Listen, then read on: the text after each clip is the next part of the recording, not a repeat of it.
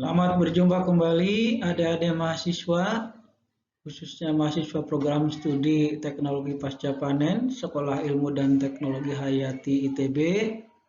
Kita berjumpa lagi pada pertemuan keempat mengenai unit operasi pengolahan dasar bagian 1. Hari ini kita akan coba bahas beberapa unit operasi, yaitu cleaning atau washing, kemudian pre-treatment seperti coating dan waxing, kemudian ada perontokan untuk threshing terutama padi, dan ada trimming dan debarking pada kayu atau pengulitan. Sebagaimana kita ketahui bahwa pengolahan dasar pasca panen adalah proses mengolah dan menangani produk setelah dipanen sehingga dapat mempertahankan mutu dan meningkatkan nilai tambah produk. Pengolahan dasar pasca panen dapat dibagi menjadi beberapa unit operasi, diantaranya adalah mulai dari pengumpulan, perontokan, pembersihan, ada trimming atau perompesan, ada pengupasan, pemipilan, sortasi, kemudian ada pengeringan, perendaman, pencelupan, pelilinan atau waxing dan coating, pelayuan, pemeraman, kemudian ada fermentasi, penggulungan, penirisan, perajangan, pengepresan, pengkelasan atau grading, kemudian ada pengemasan, penyimpanan, dan pengangkutan. Ini beberapa di antara kegiatan-kegiatan atau rangkaian kegiatan dalam penanganan produk pasca panen. Berikut merupakan contoh bagan dari tahapan penanganan produk hortikultura. Jadi mulai dari panen produk hortikultura sampai dia dipasarkan. Ada beberapa unit operasi, diantaranya ada pencucian, kemudian pemilihan atau sorting, ada pemisahan atau sizing, kemudian pemilihan mutu, grading, dilakukan pengemasan, kemudian kalau ada ini sebelum penyimpanan ada pre-cooling, penyimpanan dingin, kemudian pengangkutan, baru melakukan pemasaran. Ini contoh tahapan-tahapan dalam processing produk khususnya untuk hortikultura. Pada bagian pertama saya akan coba jelaskan mengenai apa itu cleaning atau washing atau pembersihan. Definisinya adalah pembuangan atau removal kotoran dan materi-materi organik dari permukaan produk, baik dengan menggunakan air atau ditambah dengan deterjen.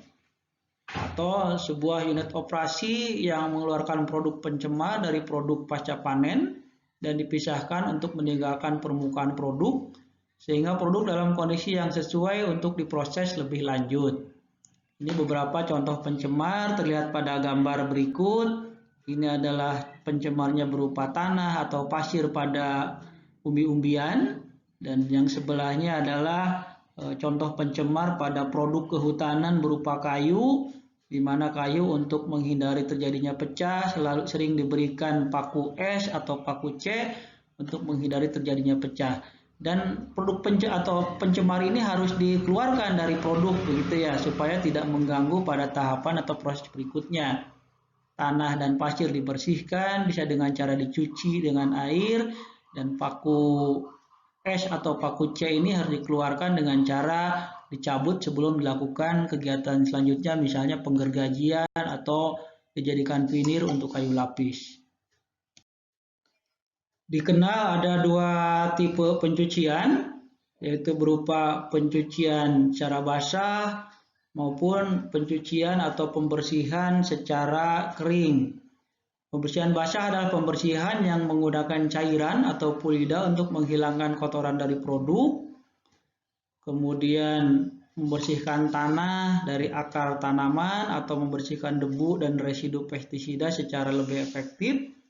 Contoh produk yang bisa dilakukan dengan pencucian basah ini adalah untuk buah-buahan dan sayur-sayuran.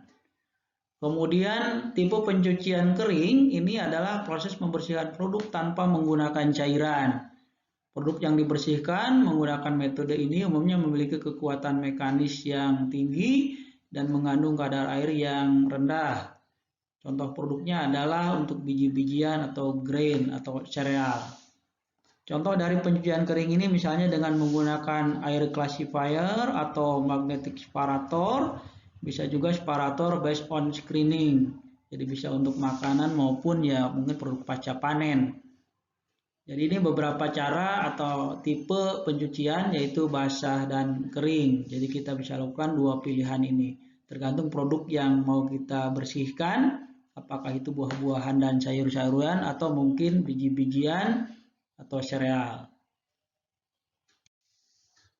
Berikut adalah contoh gambar untuk proses pembersihan atau pencucian dengan cara basah menggunakan air seperti ini.